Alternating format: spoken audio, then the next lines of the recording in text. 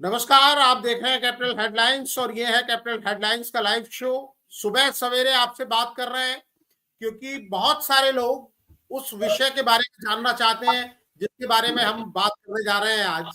और हमारे साथ हैं दिग्गज पत्रकार जिन्हें आप पहचानते ही हैं, श्री गौरव अवस्थी जी रायबरेली से हमारे साथ जुड़े हैं, जिन्हें आप जानते हैं, लगातार पढ़ते रहे हैं हिंदुस्तान में। हिंदुस्तान जो चर्चित अखबार है, नवभारत टाइम्स में, युग वार्ता जैसी चर्चित मैगजीन में और डीएनए जैसे अखबारों में और तमाम दूसरी जगह आप देखते रहे हैं, टेलीविजन चैनल पर, आज तक में, न्यूज आज तक में, यूपी आज तक में।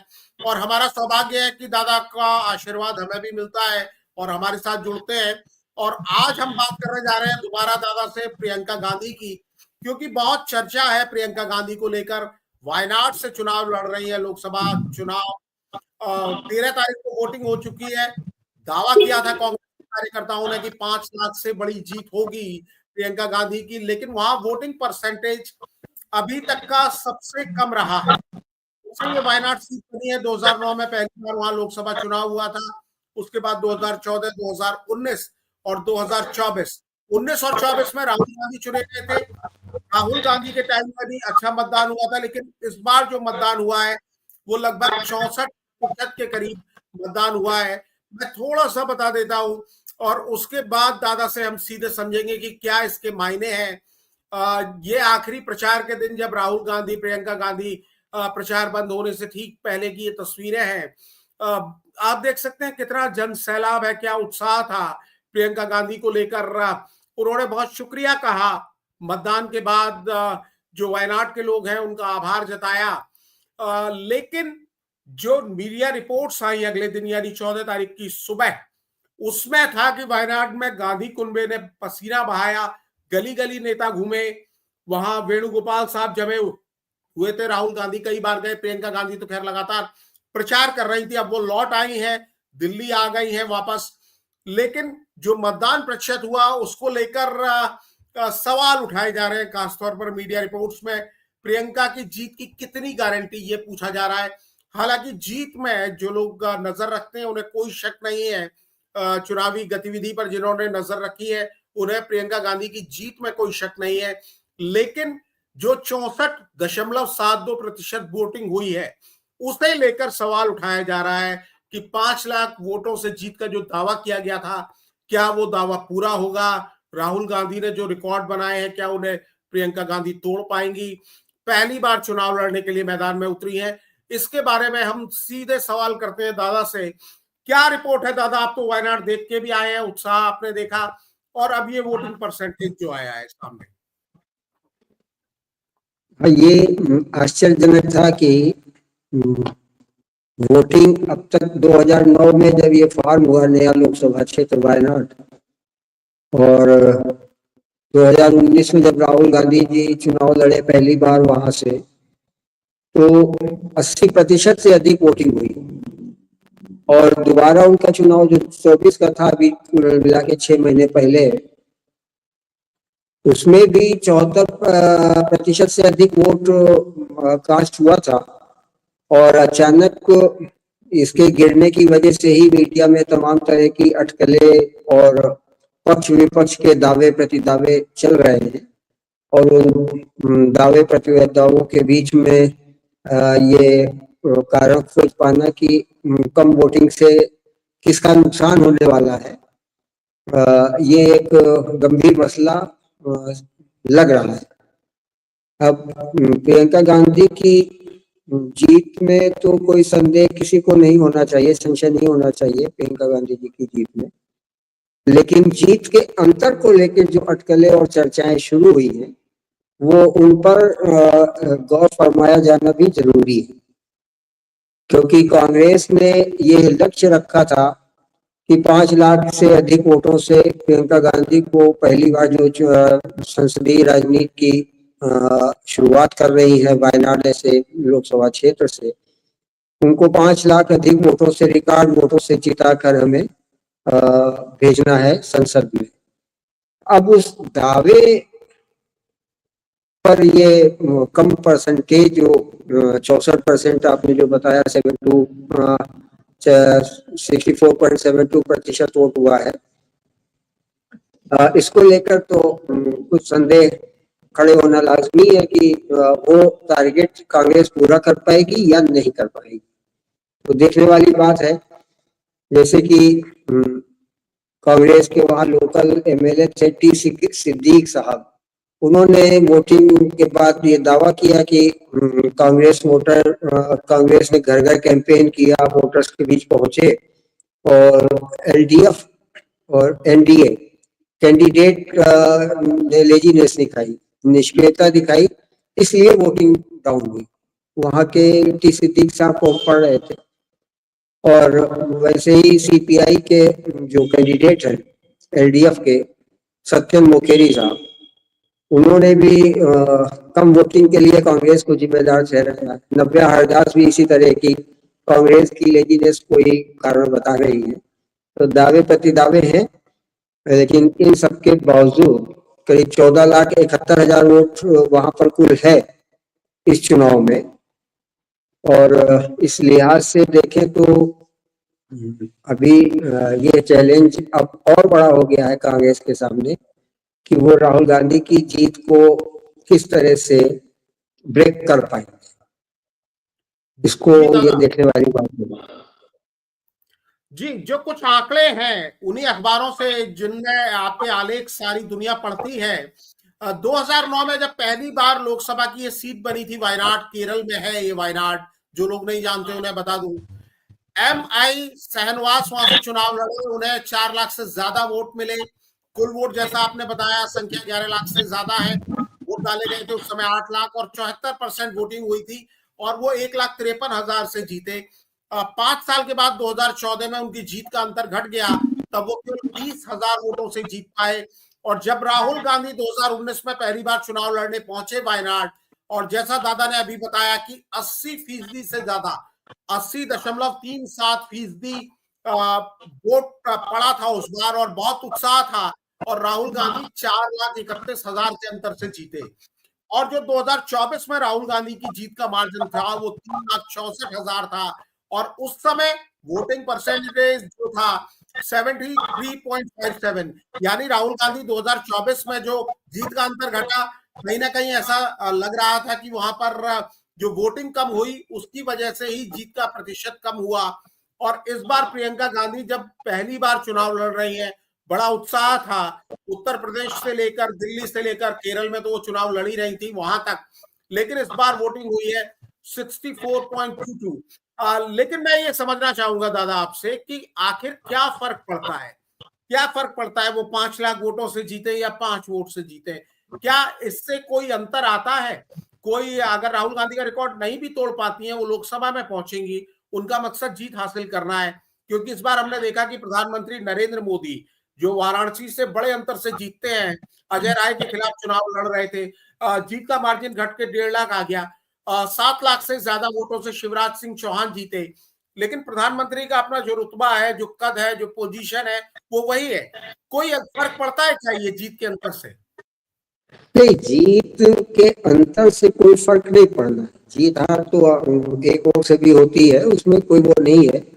लेकिन चूंकि प्रियंका गांधी जैसे कद के नेता का पहली बार का ये चुनाव है और उनके सामने कांग्रेस ने राहुल गांधी की जीत के अंतर से बड़ा लक्ष्य तय करके ये चुनाव मैदान में आई, तो इसलिए इस पूरे देश की निगाह उस जीत के अंतर पर लगनी स्वाभाविक है कि कांग्रेस की तैयारियों के बीच वोटिंग परसेंटेज, अभी कुछ हमारी वहां स्थानीय लोगों से बात हो रही थी, कुछ संपर्क है, तो ये भी कहा जा रहा है कि वोट परसेंटेज कम कास्ट होने के कारण में वायनाड और उस इलाके के लोग, चूंकि ये कर्नाटक से लगा हुआ इलाका है, तो बहुत से लोग आदिवासी और एससी इस तरह से जो गरीब तबके के लोग हैं, मजदूरी आदि रोजगार के सिलसिले में कर्नाटक, मैसूर, बेंगलोर की तरफ चले जाते हैं। तो ये भी बताया गया कि शायद इन लोग, और इसमें 2 तरह की बातें आ रही हैं कि वो जो बाहर रोजगार के सिलसिले में रहने वाले लोग हैं, एक तो 6 महीने पहले ही आम चुनाव हुआ और अब चुनाव हो रहा है, और परसेप्शन वायनाड में इस तरह का निकल के आया चुनाव प्रचार के दौरान कि प्रियंका गांधी तो जीत ही रही है, उनको कोई हरा नहीं सकता। तो इस अति आत्मविश्वास में भी वो ट्रेडिशनल वोटर जो है वो वापस नहीं आए अपने काम छोड़कर कि प्रियंका गांधी तो जीत ही रही है।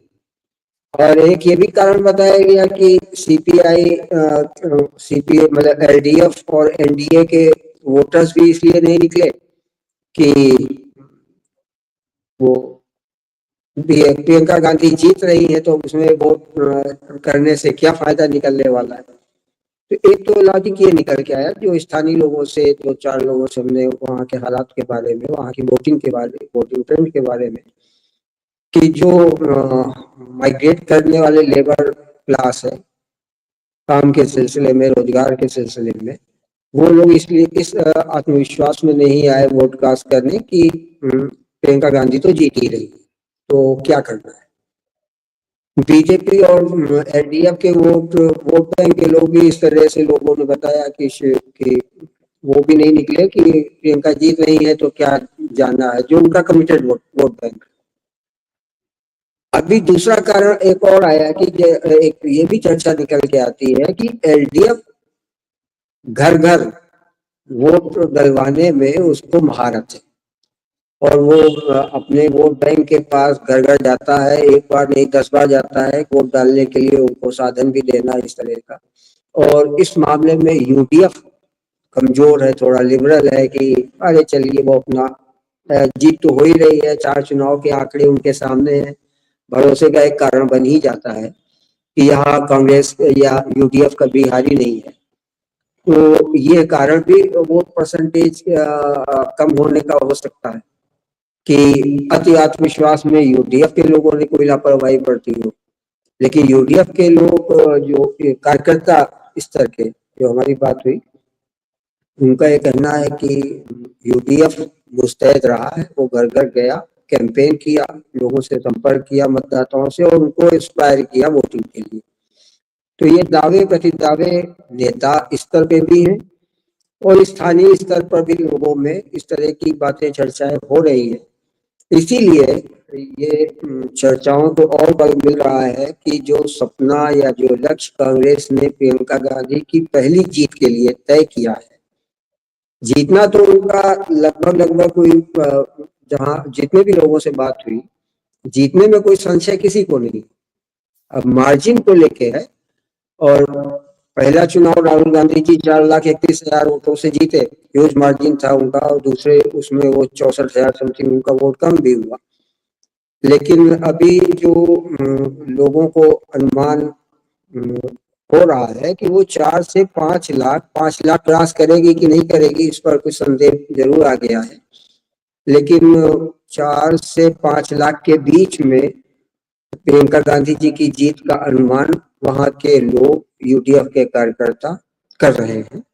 और अब देखिए, ये स्थानीय लोगों की अपनी जो कयासबाजी है, कार्यकर्ताओं का, यूडीएफ के, कांग्रेस के कार्यकर्ताओं का जो अनुमान है, कितना सही उतरेगा, कितना नहीं उतर पाएगा। जी, 10 लाख से ज्यादा वोट पड़े थे जब राहुल गांधी की जीत का अंतर 3 लाख से ज्यादा था। इस बार 9 लाख ही वोट पड़े हैं, तो अगर वो 5 लाख से जीत जाती हैं तो अपने आप में एक चमत्कार जैसी ही चीज होगी, क्योंकि कम वोट पड़ता है उसके बाद भी जीत जाती है। लेकिन मैं एक बात और आपसे समझना चाहूंगा कि कांग्रेस के कार्यकर्ताओं की जो आपने बात की, पूरा फोकस होना चाहिए था, प्रियंका गांधी पहला चुनाव लड़ रही है, एक टारगेट भी रखा गया। हमने हरियाणा के इलेक्शन में सुना, बहुत सारे लोगों ने बताया कि बीजेपी के पास पन्ना प्रमुख जैसे लोग हैं, यानी एक वोटर लिस्ट जो होती है उसका जो एक पन्ना होता है, उसको मैनेज करने के लिए भी एक कार्यकर्ता होता है, उसको पन्ना प्रमुख कहा जाता है। ऊपर के लेवल तक तो लोग होते ही हैं, लेकिन कांग्रेस के पास संगठन नहीं है। हरियाणा में दोनों पार्टियों को लगभग 40% वोट मिले, लेकिन कांग्रेस पीछे रह गई। 12 सीटें कम मिली और सरकार नहीं बन पाई, 12 या 11 सीटें कम मिली और सरकार नहीं बनी। उम्मीदें बहुत थी। अब प्रियंका गांधी का इलेक्शन हो गया है, लेकिन महाराष्ट्र में चुनाव होना है। नांदेड़ में एक लोकसभा सीट है और बाकी 288 विधानसभा सीट है, जिसमें से 103 सीटों पर कांग्रेस पार्टी चुनाव लड़ रही है। और महाराष्ट्र का इलेक्शन बहुत कांटे का लड़ाई वहां पर बताई जा रही है। बीजेपी ने अपनी पूरी जान और पूरी रणनीति लगा दी है और बताया जाता है कि 75,000 के करीब मीटिंग को आरएसएस भी कर रहा है, वहां पर आरएसएस के कार्यकर्ता भी घूम रहे हैं। उत्तर प्रदेश में तो कांग्रेस चुनाव नहीं लड़ रही है, लेकिन महाराष्ट्र और झारखंड की जो सीटें बची हुई हैं, तो क्या कांग्रेस के लिए कोई खतरे की घंटी है कि वायनाड को देखा जाए, जहां वोटिंग परसेंटेज गिरा, क्या कांग्रेस कोई सबक ले सकती है, या कांग्रेस ने भगवान भरोसे और नेताओं के करिश्मे पे छोड़ रखा है? अरे देखिए, ये तो हम जब गए थे तो पार्टी ने पूरा दम तो लगाया है, और सीपीआई का जो अपना कैंपेन का स्टाइल है, कैंपेन स्टाइल है, वो उनका सड़क पर और इस तरह की प्रचार से दूर वो घर घर ज्यादा उनकी कैंपेनिंग का अपना स्टाइल होता है। और कांग्रेस का दोनों तरह का कैंपेन चल रहा है, ये घर घर वाले भी एक टीम में निकल रही थी, और जो प्रचार दिखे सड़क पर मीडिया में, वो कैंपेनिंग का भी एक स्टाइल उन्होंने उस पैटर्न को पकड़ रखा था। लेकिन अब ये प्रियंका गांधी जी, राहुल गांधी अपने भाई जिन्होंने उनके लिए सीट खाली की है, उस रिकॉर्ड को ब्रेक कर पाती हैं या नहीं। देखिए, यहीं से एक पॉलिटिकल उनकी पार्लियामेंट्री पॉलिटिक्स में एंट्री होने जा रही है, इसीलिए उस पे सबकी निगाह भी है और इसीलिए वो चर्चा के केंद्र में भी है। महाराष्ट्र और झारखंड के चुनाव से ज्यादा जो है, वो सभी चुनावों से ज्यादा झारखंड वो वायनाड उपचुनाव की चर्चा मीडिया में रही है अभी तक। और हमें लगता है कि जब काउंटिंग शुरू होगी तो महाराष्ट्र और झारखंड तो लोग निगाह में रखे, लेंगे उससे ज्यादा निगाह वायनाड के बाई इलेक्शन पे भी होगी कि वायनाड में क्या हो। तो वायनाड का कम वोटिंग परसेंटेज क्या संदेश देने वाला है भारत की आगामी राजनीति को, वो 23 तारीख को जब निकल के आएगा वहां से तय होगा। देखिए, झारखंड में भी कांटे का मुकाबला दिख रहा है। हमारे कुछ पत्रकार भी तो वहाँ कवरेज में लगातार वहाँ गए हुए हैं। और महाराष्ट्र तो कांटे की लड़ाई में फंसा ही हुआ है, महायुति और महाअघाड़ी के बीच में। और देखिए, कुल मिला के अभी रिजल्ट की प्रतीक्षा, और 20 तारीख की वोटिंग, एक राउंड सेकेंड फेज का वोटिंग और संपन्न हो जाए, तब निकल के आएगा कि क्या वोटर्स का मूड और मिजाज उसमें देखने को मिलेगा। वोटिंग के बाद तमाम सर्वे भी सामने आएंगे, उससे भी एक समझ में आएगा कि कहाँ क्या होने वाला है। तो वायनाड बड़ा इम्पोर्टेंट है कांग्रेस के लिए, प्रियंका गांधी जी की पार्लियामेंट्री पॉलिटिकल एंट्री के लिए, और देश की राजनीति के लिए भी, के लिहाज से भी। तो अभी कम मतदान तो आश्चर्यजनक रहा ही है, क्योंकि आम चुनावों में वहाँ वोटिंग ट्रेंड, और हम भी इस बात पे बड़े थे, जो उनका ये आंकड़ा दिखता है जो हम तो लगातार रायबरेली में देख रहे हैं, 60-65% के इर्द गिर्द वोटिंग जाती है जब यहाँ पर सोनिया गांधी जी जैसे भारी भरकम प्रत्याशी होते हैं। यहाँ की जो कांग्रेस अपनी ताकत को इस्तेमाल करती है वोटिंग बढ़ाने के लिए, वो सब भी हमने नजदीक से देखा है। केवल एक बाई इलेक्शन 2006 का था, जब सोनिया गांधी जी दोहरे लाभ के पद के आरोप पर उन्होंने इस्तीफा दिया रायबरेली से 2004 में जीतने के बाद। 6 में बाई इलेक्शन हुआ। वो बाई इलेक्शन में अभी तक हमें लगता है जितने भी सोनिया गांधी जी ने 5 चुनाव लड़े उपचुनाव से, तो सबसे अधिक वोट भी उसी समय उनको मिला, और उस चुनाव में ही सबसे ज्यादा वोटिंग परसेंटेज भी सामने आया। जब सोनिया जी को जो वोट मिले थे उस चुनाव में, वो 80% के आसपास थे। तो और राहुल गांधी जी को वायनाड से 64 पॉइंट समथिंग वोट मिला था जब पहला चुनाव उन्होंने वायनाड से 2019 में लड़ा। और ये 5% का डिक्रीज सामने आया 2024 में। जी अब प्रियंका गांधी जी के सामने वो भी ये भी चैलेंज है कि टोटल वोट कास्ट का वो कितने परसेंट गेन कर रही है। तो अपने राहुल गांधी के जीत के अंतर को भी और टोटल वोट में वोट पाने का भी चैलेंज 64%। देखिए अभी आपने दिखाया था तो 64.94 यानी 65% वोट राहुल गांधी जी को मिला था 2019 में टोटल वोट कास्ट का। अब ये 65% को भी क्रॉस करना है प्रियंका गांधी को और 4,31,000 के आंकड़े को भी पार करना है। तो ये जो दावे हो रहे हैं स्थानीय स्तर पर, नेताओं को छोड़ दें वो तो अपनी भाषा बोलते ही है, तो जो लोग कह रहे हैं कि वोटिंग परसेंटेज डाउन इसलिए गया कि बीजेपी और सीपीआई के कमिटेड वोटर्स नहीं निकले कि प्रियंका गांधी जीत रही है। जो माइग्रेटेड वोटर्स हैं वो नहीं लौटे कि प्रियंका गांधी जीत रही है। अगर इस बात में सच्चाई है तो प्रियंका गांधी अपने जीत के अंतर को राहुल गांधी से शायद बढ़ा सकती है। और एक कारण और पता चला था कि यहाँ जो वायनाड लोकसभा क्षेत्र है वहाँ ये सीपीएम का गढ़ माना जाता है। सीपीएम के वर्कर्स यहाँ पर कमिटेड वोटर्स ज्यादा है और लगातार ये सीट एलडीएफ की ओर से सीपीआई को दी जाती है। तो इस वजह को भी एक बड़ी वजह माना जा रहा है कि हो सकता है कि प्रियंका गांधी जी उस लक्ष्य को प्राप्त कर लें जो उनकी जीत के लिए कांग्रेस ने और स्थानीय नेताओं ने, स्थानीय कार्यकर्ताओं ने तय कर। जी दादा, जीत में कोई संदेह नहीं है। ये तो हमें उस दिन भी लगा था जब आप वायनाड से लौटे, हमने आपसे बात की, आपकी तमाम हमने रिपोर्ट्स पढ़ी, अपने देखने वालों को भी दिखाया।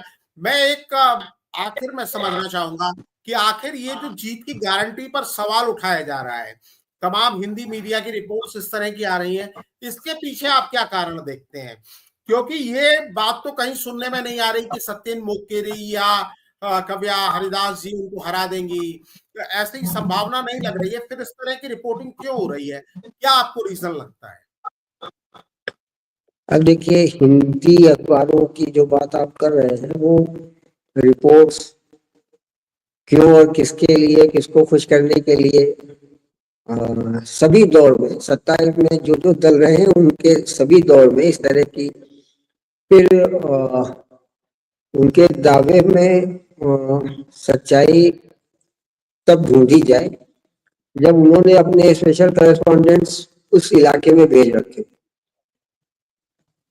अगर वो वहां पर उस नब्ज को पकड़ के आके स्पेशल रिपोर्ट्स फाइल कर रहे हैं तब तो लगे कि हाँ हिंदी अखबारों की रिपोर्टिंग सही रास्ते पर जा रही है, हो सकती है। क्योंकि वो फील्ड रिपोर्टिंग करते हुए भी कई बार हम लोग अनुमान करने में चूक जाते हैं। ऐसा नहीं कि कोई पत्रकार के पास लाई डिटेक्टर वो टेस्ट के लिए कोई इक्विपमेंट तो है नहीं।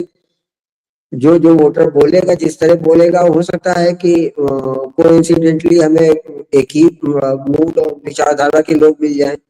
हम 10 लोगों से बात करें, 20 लोगों से बात करें तो हो सकता है कि इस तरह से कि उसी विचारधारा के ज्यादा लोग मिल जाए तो हम भी उसी तरह का अनुमान कर लेते हैं और यही कारण होता है कि बाद में हमारे और या हम बहुत सुविधा परस्त तरीके से सर्वे करने चल निकलते हैं या एक दूसरे माइंडसेट से निकलते हैं। तो जब इस तरह की भावना होती है कि चलो 4 लोगों से बात हो गई, हमारी कॉपी भर का हो गया, तब अनुमान में चूक होनी स्वाभाविक होती है, चाहे हम करें, आप करें या कोई भी करे, अपना साथी करे। तो ये हो सकता है। लेकिन अगर उनकी स्पेशल रिपोर्ट्स हैं, उनके करेस्पॉन्डेंट्स, उनके संवाददाता वहां भेजे गए हैं और वो ऐसी बात कर रहे हैं तो उनमें हमें सच्चाई जरूर सोचना चाहिए कि उसमें कुछ सच्चाई जरूर निकल के आएगी। लेकिन चूंकि केरल इतनी दूर का राज्य है और वहाँ के आम लोगों से हम उतना घुल मिल और समझ नहीं पाते। सही बात तो ये है कि जो लैंग्वेज प्रॉब्लम का है, तो फिर भी प्रियंका जैसा एक भारी भरकम उम्मीदवार है, उसके सामने सत्येंद्र मोकेरी और नव्या हरिदास को हमें बात करते हुए भी उनके नाम को एक बार निकाल करना पड़ता है कि सही बोल रहे हैं या कहीं कोई गलत तो नहीं हो जा रहा। तो इन चीजों को भी ध्यान में रखना चाहिए। हो सकता है कि हिंदी अखबारों ने जिस जगह से वो रिपोर्ट्स ली हो, उन लोगों ने कोई मेहनत की हो, उनके कोई अनुमान सही हो, लेकिन ज्यादातर हिंदी पट्टी के अखबार तो आप जान ही रहे हैं कि किसको खुश करने के लिए आजकल ज्यादा दम लगा, तो बहुत हम भी उसी में रहे हैं, उसमें बहुत ना आलोचना है ना प्रशंसा है। हमें 23 तारीख के परिणाम का इंतजार करना चाहिए। जी दादा, जिस दिन नॉमिनेशन किया था प्रियंका गांधी ने, उस दिन उन्होंने अपनी स्पीच दी। स्पीच में उन्होंने कहा कि 35 सालों से वो दूसरों के लिए प्रचार करती रही है। अपने फादर के लिए किया, राजीव गांधी साहब के लिए, अपनी माँ सोनिया गांधी, भाई राहुल गांधी और तमाम कांग्रेस के उम्मीदवारों के लिए किया। 35 साल के इंतजार के बाद, प्रचार की 35 साल की यात्रा, उसके बाद पहली बार चुनाव के लिए वो उतरी। क्या वो नर्वस आपको दिखी? क्योंकि कई बार ऐसा होता है कि एक बल्लेबाज पैड बांध के बैठा हुआ है, उसकी बैटिंग का नंबर नहीं आ रहा है, वो जाता है, पैड पहने पहने ही थक जाता है। क्या कोई नर्वसनेस आपको दिखी, या बिल्कुल वो फ्रेश कैंडिडेट की तरह दिखी? क्या उनकी बॉडी लैंग्वेज किस तरह की थी? और अभी जो आपके पास रिपोर्ट आ रही है, क्या काउंटिंग पूरी होने के बाद क्या उनको भी लग रहा है कि कुछ कम वोटिंग परसेंटेज हुआ, तो उनके लिए टेंशन है? देखिए, वो उनका कोई बॉडी लैंग्वेज से कहीं कुछ नर्वसनेस नहीं लग रही थी, वो फ्रेश लग रही है, इसमें कोई दो राय नहीं है। और हमने आपसे पिछली बातचीत में भी, जब हम वायनाड से लौटे आपसे बातचीत हुई, तो ये कहा था कि प्रियंका का कैंपेन स्टाइल बहुत डिफरेंट है। सोनिया जी का अलग है, वो बहुत सोबर्टी से कैंपेन करती है। प्रियंका गांधी को कैंपेन की महारत हासिल है। लगातार 2 चुनाव क्षेत्र रायबरेली अमेठी में अपने भाई और माँ के लिए उन्होंने जो प्रचार जिस तरह से किया वो हमने देखा। और हमने उस बातचीत में भी ये कहा था कि उनका स्टाइल बिल्कुल अलग है। देखिए, वो स्टाइल उन्होंने अपने अलग स्टाइल का एक एग्जाम्पल लास्ट डेज में आप देखिए कि वो मलयालम में कम्युनिकेशन उन्होंने किया। भले 2-4 वाक्य ही लगे, लेकिन राहुल गांधी से ये एक्सपेक्टेशन हम नहीं करते कि वो इस तरह से इस स्तर पे आके मतदाताओं को इम्प्रेस करने की कोशिश करें। लेकिन प्रियंका गांधी के अंदर वोटर्स को प्रभावित करने, अट्रैक्ट करने अपनी तरफ, उनका एक अलग अंदाज है। और वो अंदाज आपने आखिरी दिन देखा भी कि मलयालम के 2-4 शब्द बोल के उन्होंने लोगों को अपना एक मैसेज देने की कोशिश की कि हम लोकलाइट्स भी हो जाएंगे, आपकी भाषा में आपसे हम बात करने। तो वो मलयालम को सीखना और उसका एक मैसेज देना कि हमने मलयालम सीखी, इसका प्रभाव तो जाता है। और ये ही उनका अलग अंदाज है। जो कनेक्ट करने की बात हम कर रहे थे कि प्रियंका गांधी कॉमन वोटर से वो अपने अपने अंदाज में, अपने स्टाइल में कनेक्ट करती हैं। और वो स्टाइल बड़ा अलग है राहुल गांधी और सोनिया गांधी जी से। राजीव गांधी जी का जब वो छोटी रही होंगी, कभी किसी मीटिंग में आई होंगी, उस समय कुछ ना हमें कोई अंदाज है, ना हमने वो बहुत कुछ देखा। लेकिन सोनिया गांधी जी 99 से लेके हम लगातार उनको देख रहे हैं। जहाँ जरूरत होती है वो एग्रेसिव होती है, जहाँ जरूरत होती है वो स्माइल फेस के साथ आ जाती है, जहाँ मेहनत की जरूरत होती है तो पूरे समय दौड़ती रहती है हर तरह से। खेतों में चले जाना, उनके साथ बैठ के खेत में महिला मजदूरों कामगारों के साथ कहीं खाना बैठ के खाने लगे, पेड़ के नीचे सुस्ताने लगे, तो वो उनका अपना स्टाइल है। और उस स्टाइल की उन्होंने बानगी आखिर दिन में दिखाई दी कि हम मलयालम में आपसे बातचीत करने के थोड़े थोड़े लायक हो गए हैं, भविष्य में और भी होंगे। तो इसका प्रभाव तो हमें लगता है ज्यादा ही जाता ही है। जब हम किसी भी नई भाषा को सीख कर उनके बीच में बोलते हैं तो स्थानीय लोग उसको बहुत पॉजिटिव लेते हैं, ऐसा हमें अनुमान और भरोसा दूंगा। जी, एक लिगेसी है गांधी परिवार की। और सोनिया गांधी, राहुल गांधी, प्रियंका गांधी, तीनों ने जब अपनी चुनावी पारी का आगाज किया, दादा वहां मौजूद रहे। दादा ने वहां रिपोर्टिंग की।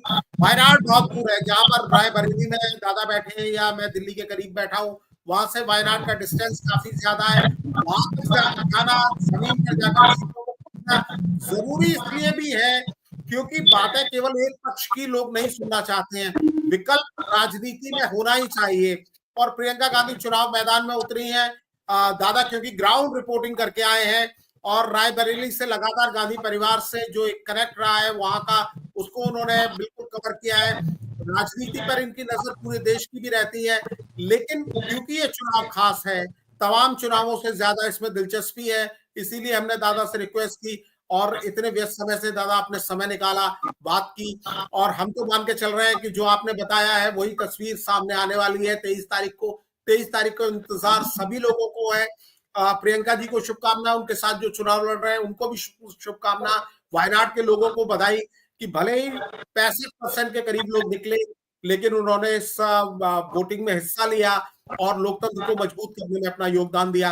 दादा बहुत बहुत शुक्रिया, आभार हमसे जुड़ने के लिए। और आपको बहुत आभार, आपके सभी दर्शकों को प्रणाम। जी, आपका आशीर्वाद ऐसे ही हमें मिलता रहे, हमें अच्छा लगेगा।